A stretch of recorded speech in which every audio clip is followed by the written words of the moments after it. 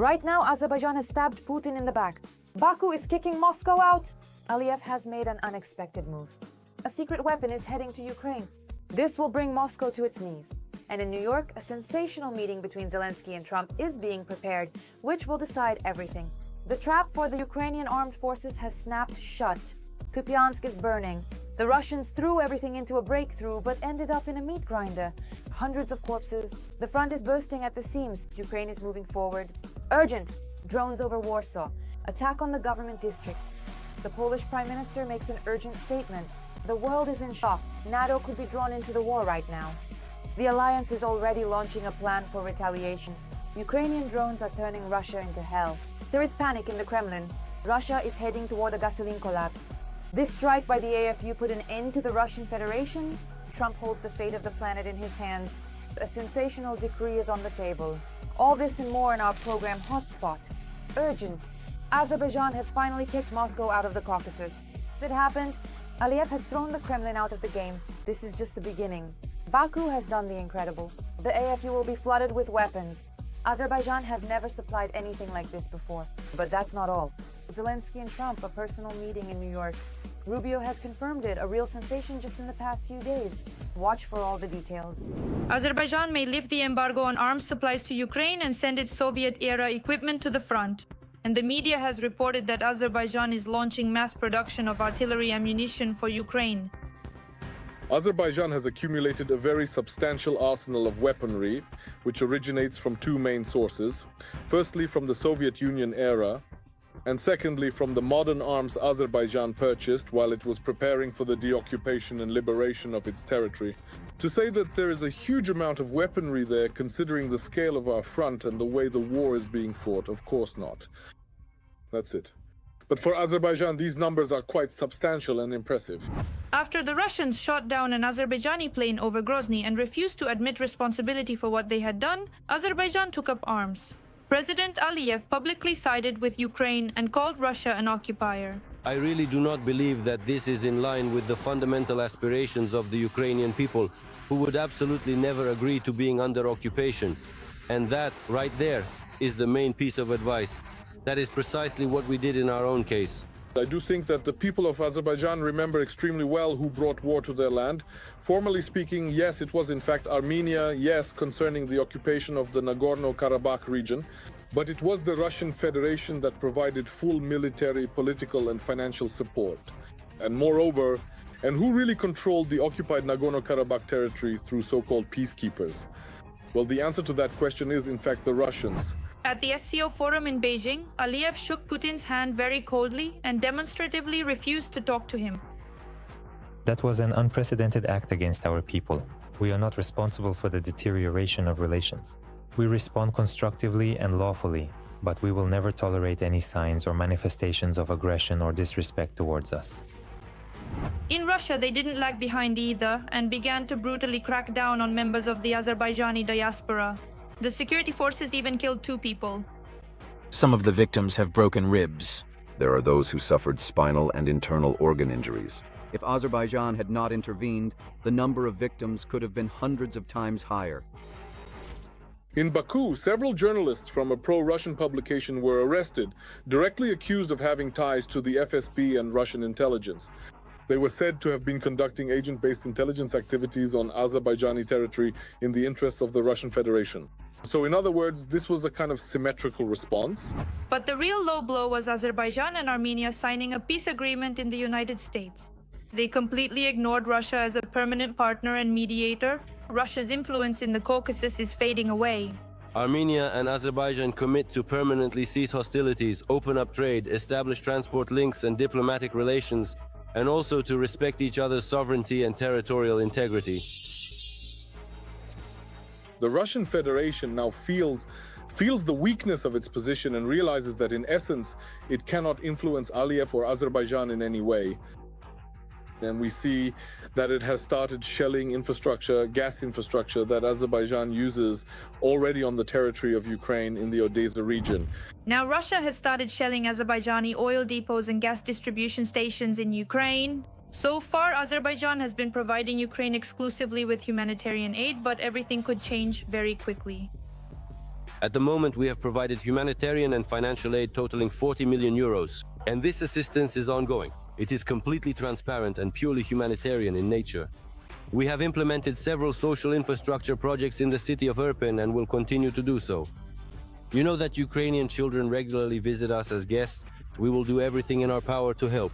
According to insider information, there could be several hundred units, not just Smerch, but also Grad systems, right? As for Smerch systems, I think there are about 80 or so.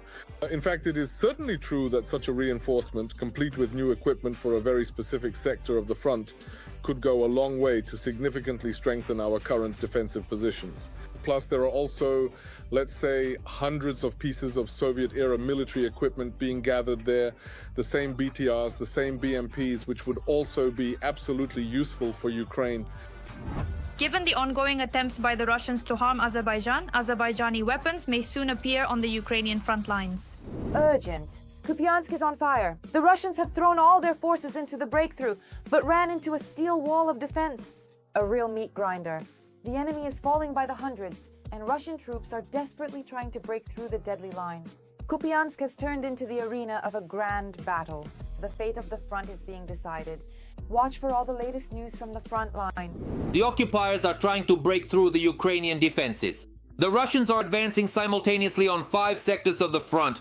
Thus, in the Veliko-Mikhailivka direction in the Zaporizhia region, the enemy is actively preparing for the offensive phase. The main goal of the occupiers is to reach the village of Verbov. We found out what would happen. We learned that there would be assault operations, but we didn't expect the enemy to advance on such a broad front. The situation is a bit better in the Novopavlivka direction.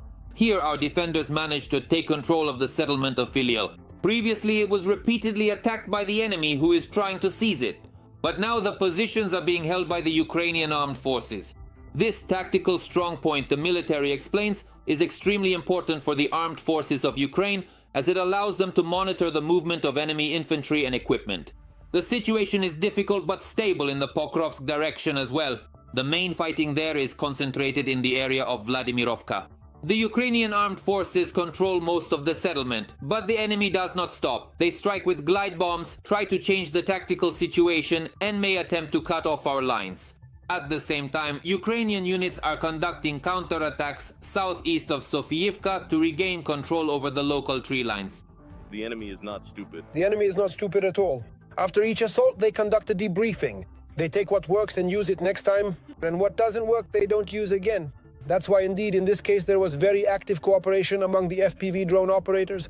There was active cooperation with reconnaissance UAVs like Zola, and then the Lancets were launched. The enemy is responding very actively. In the Konstantinovka direction, the Russian army is trying to gain a foothold in the dacha settlements in front of the city, building up forces and equipment for a breakthrough. Nevertheless, our fighters are systematically targeting the occupiers, so for now, the location remains a kind of gray zone. The key vector for the Russians right now is the southeastern flank. It is from there that the main assault on the city may begin, and the further course of the fighting depends on our ability to timely detect and eliminate concentrations of enemy forces. The artillery performed very well. A lot of their light vehicles and cars were blown up by mines because, as a normal, regular brigade in engineering terms, we are very good at fortifying the front line. The fighting does not subside in the Siversk-Lyman direction. Dronivka, Siversk itself, and nearby villages on the approaches to the city have come under attack. Active combat operations are also continuing in Zarekne. Neither we nor the enemy have stable control over the territory there. At the same time, special forces from the main intelligence directorate struck an enemy anti-aircraft missile system. The GUR fighters detected and successfully hit a Buk M3 system belonging to the Russian invaders. The cost of this air defense system ranges from $40 to $50 million. Today, the Kremlin also lost another one of Putin's expensive military toys. This is the Orion Strike Reconnaissance UAV. Its operational range is about 300 kilometers, and the approximate cost of the downed Iron Bird is over $5 million. The day before, Ukrainian drones flew into yet another Russian oil refinery. The UAVs attacked a number of Russia's oil refining facilities and enemy defense industry sites. A major methanol production facility in the Russian city of Gubacha, Perm-Krai, was hit.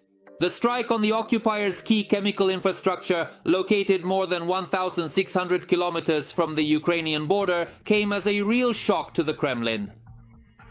The Kirishi oil refinery in the Leningrad region was also targeted. According to Russian reports, 3 drones were shot down in the area of the city of Kirishi, but their debris caused a fire on the facility's grounds. However, eyewitness videos suggest otherwise. Footage from the refinery looks more like a direct drone strike than shrapnel damage to the oil processing plant. By the way, the Kirishi oil refinery is considered one of the largest in Russia, and before the arrival of Ukrainian drones was capable of processing about 20 million tons of oil per year. Unfortunately, things were also loud the night before in the Kyiv region. In the middle of the night, explosions were heard on the railway there. Powerful flashes and repeated sounds of explosions thundered in the area of the village of Kalinivka. As it turned out, shells detonated there while being transported by rail. A series of explosions damaged the overhead lines, resulting in dozens of delays, and now trains are being rerouted around the damaged section. By a random coincidence, the Kharkiv-Przemysl passenger train found itself at the epicenter of the explosions. The train made an emergency stop, and hundreds of passengers were urgently evacuated from the scene to the nearest forest belt. Fortunately, no one was seriously injured, and after a few hours, the train continued its journey along the route. At this very moment, a bomb has exploded. The war is moving into Poland. Drones are flying over the government quarter. The country's prime minister has issued an urgent statement. Here we go. Meanwhile, Kupiansk is turning into a trap. Soon the enemy will have nothing to laugh about. Watch for all the details. World War III is at the doorstep. Drones in the center of Warsaw. An unidentified UAV reached the government quarter and the presidential residence.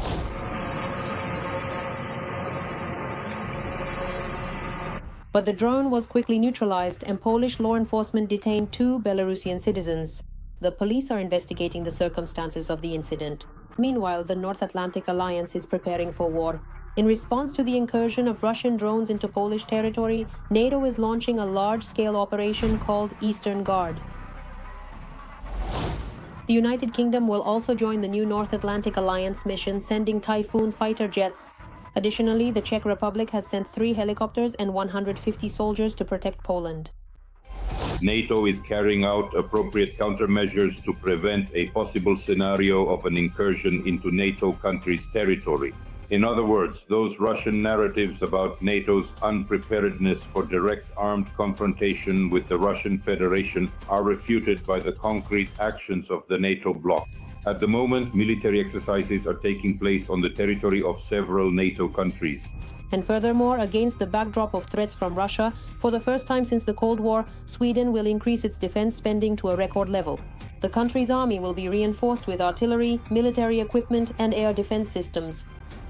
The General Staff of the Russian Federation has officially announced possible territorial claims to the Swedish island of Gotland in the Baltic Sea. If it is occupied, the Russian Federation gives the aggressor country the opportunity to turn the Baltic Sea into an internal sea of the Russian Federation. Meanwhile, powerful explosions have rocked Russia. Drones attacked the Russian cities of Saratov and Engels. The Saratov oil refinery came under attack. Where? Oh! Yeah! No! Also, after the attack by Ukrainian drones, the Kirishi oil refinery in the Leningrad region significantly reduced its oil processing. This plant is one of the largest in Russia.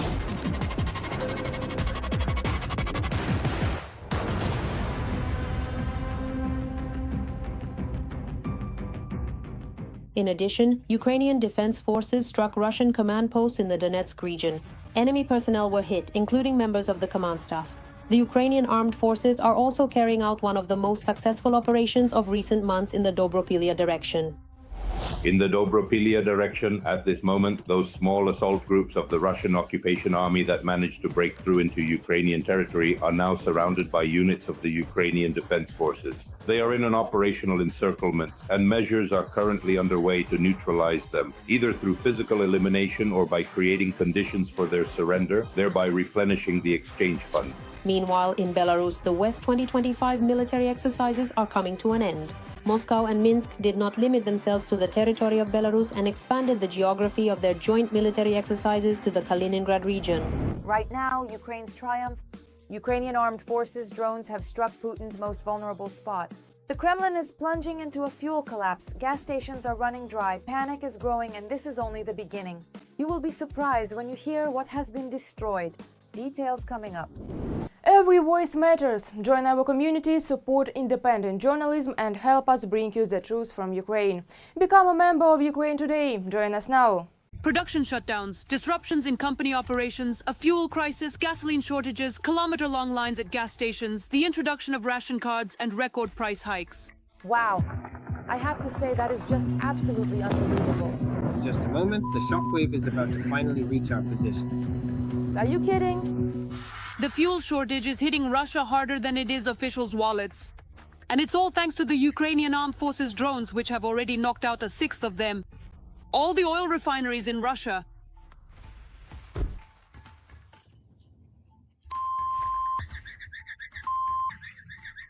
The crisis hit even before the end of the year. This is the kind of line there is on Melniknaya. Right on the road. I don't even have enough gas to wait it out. Before this, fuel problems were only seen in the Saratov region and the Far East. This is the kind of frenzy we have here. The gasoline frenzy. A gasoline frenzy. After that, the shortage was recorded in the Nizhny Novgorod, Rostov and Ryazan regions, as well as in Crimea. Friends, comrades, what's going on? There's no connection. Telegram isn't working. WhatsApp isn't working. I came to the gas station to fill up, but they said they're out of gasoline. Now they're only giving it out with coupons. What do you mean, with coupons? What's going on? It's like we've gone back to the Soviet Union. You wanted to go back to the USSR, and now you got it. There are already gasoline shortages in more than 20 regions. We've also started having gasoline problems here because of the strike on Kamensk-Shakhtinsky. Now, just to fill up your car here, you have to wait in a line that's, I don't know, a kilometer long. That's about 60 or 70 cars at a single gas station. By the time it's your turn, you drive up and there's no gasoline left. In occupied Donetsk, there's no 95 octane at the gas stations, and fuel prices are much higher than in Moscow itself. There's no water in Donetsk. Now, in many places, there's no gasoline at all, or the gasoline costs 85. People get used to everything. Residents of the occupied cities of Ukraine complain about long lines at gas stations and limits on the amount of fuel you can buy at one time with ration cards. For the most part, fuel is unavailable in settlements occupied by Russia since 2014. There's also a gasoline crisis in temporarily occupied Mariupol. Prices are rising rapidly. Huge lines form at gas stations with waits of 2 to 3 hours. In Severodonetsk, Luhansk region, due to the gasoline shortage, only 2 buses run for several routes. Oil traders report a severe shortage of gasoline and diesel fuel. Products are being released with a waiting period of 3 to 4 or even 5 to 7 days. In Russia, they continue to lie to citizens, claiming that the possible reason is seasonal fuel price increases and a rise in tourist activity. But as we can see, Ukrainian drones have proven far more effective than any plan from the Ministry of Economic Development. Another plant was hit, the largest Russian oil refinery in the Leningrad region. The Kirishi oil refinery is among Russia's top 10 and processes about 21 million tons of oil per year. It produces gasoline, diesel, fuel oil, and aviation fuel.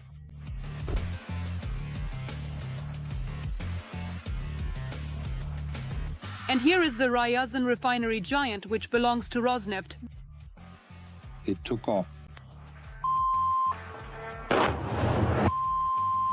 It processes over 13 million tons of oil per year. Since the beginning of August, 2 units there had already been completely shut down after previous strikes, and now the entire plant is operating at half capacity. Journalists calculated that in 2025, drones struck Russian oil refineries 38 times. And 24 of those attacks were successful.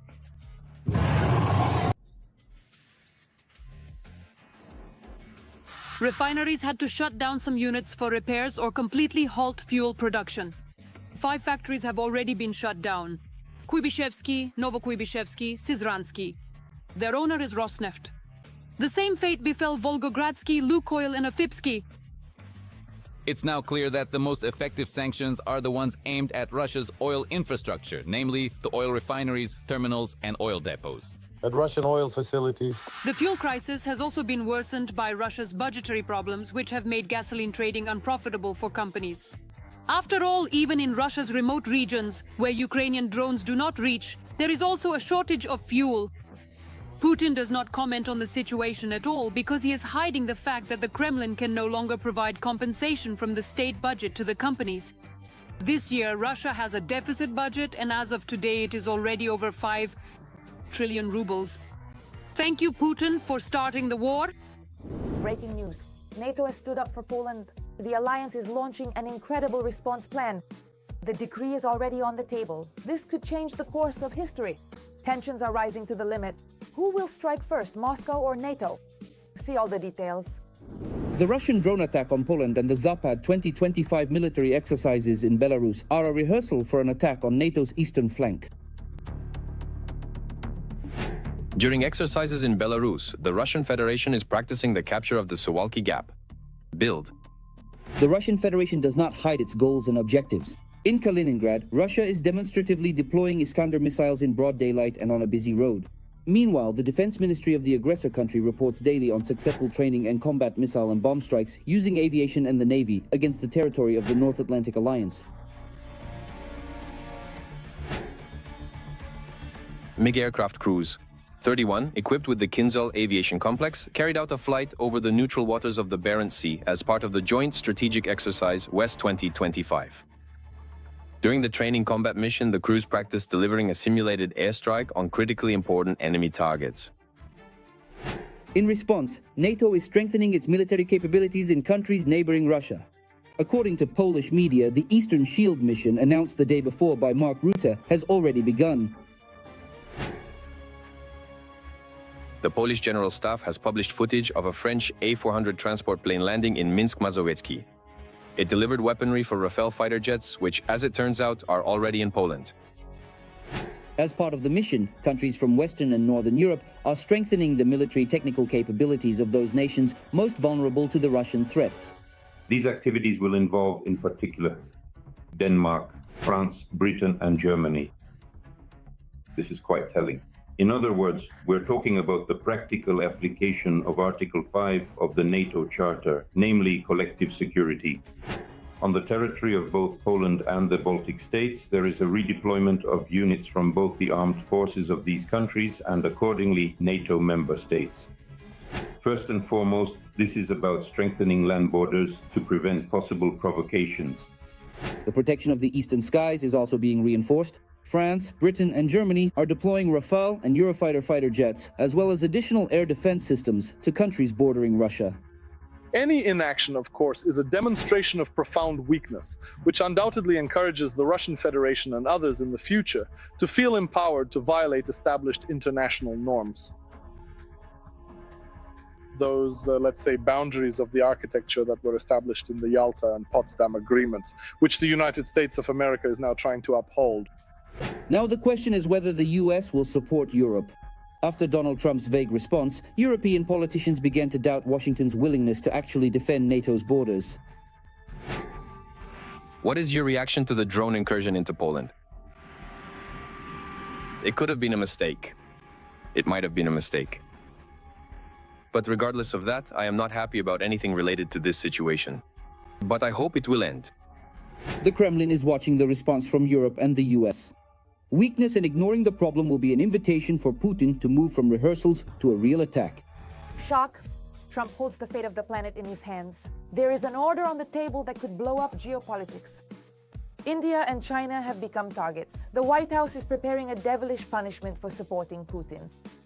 A new, extremely harsh package of measures could lead to a global turning point.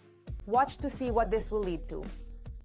The US is urging G7 countries to force India and China to impose higher tariffs on the purchase of Russian oil.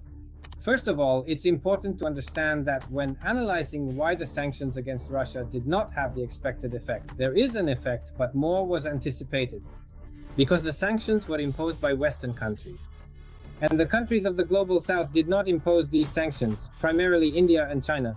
So then they started thinking about how to get India and China to join, at least de facto, if not de jure, the sanctions against Russia. And they decided that this is an element of the so-called secondary sanctions or secondary tariffs, when tariffs are imposed on a country for buying Russian energy resources. By raising the purchase price of oil, the US wants to push Moscow to the negotiating table with Ukraine, reports the Financial Times. It seems to me that this is an idea that is far from realistic from the very beginning. Although, of course, the weakening of Moscow is also to our benefit, not to our detriment. However, in this specific regard, there are actually a significant number of problems, a great many indeed. Experts note that the US is using Russia's war in Ukraine as a pretext to impose tariffs against India and China. This is being done, let's say, from the US perspective, simply because they want to do it. From the EU's point of view, yes, they do need some pressure on Russia to remain. But this is a very important point. Is the reason really Russia, or is it, let's say, that the real reason is the US wants to impose these tariffs against China and India? Because here there is some background to the issue. In April of this year, the US raised tariffs on products from many countries, but this caused certain problems within the United States itself. And many said that you can't do this without a casus belli, that is, without a pretext for imposing these tariffs, a pretext for conflict. Journalists in New York, the Arc Times, reminded that in August, the US raised tariffs on imports from India to 50% because of India's purchases of Russian oil. In April, US President Donald Trump sharply increased tariffs on imports from China, but in May lowered them again after a strong negative reaction from the market. Will Trump manage to secure a possible meeting with Xi Jinping? Theoretically, it could take place in South Korea. At the summit from the European Union, it seems, on October 30th, if I'm not mistaken. Possibly later. We know that Donald Trump, the timing of certain events can shift spontaneously, so it's impossible to predict anything definitively. Free trade is a fundamental principle of the European Union's activities. In fact, the introduction of tariffs contradicts the EU's statutory provisions, which support sanctions against the Kremlin. There is agreement on the need to put pressure on Russia, but the principles are different. So they are searching for this common ground. Whether it will be found, we can only hope. In any case, economic weakening is important for us. From our strategic point of view, the nation of Russia is considered to be extremely important. However, the various methods by which the collective West is attempting to achieve this goal of weakening the country are, at the present moment, proving to be quite contradictory in their application. Economic pressure on Russia is what both the EU and Ukraine need as it restrains the enemy while negotiations are ongoing. The EU does understand that there is an existential threat coming from Russia, and the 23 drones that flew into Poland are the materialization of this threat. So today it's 23 drones, but what will happen in 2 months is unclear. Therefore, naturally, Europe can be persuaded toward the idea of these secondary tariffs precisely through the argument about Russia, which is what the US is doing now. If Europe is pressured enough, then China and India might start to wonder whether it's worth buying. It's difficult to replace Russian goods on the market, but it's entirely possible.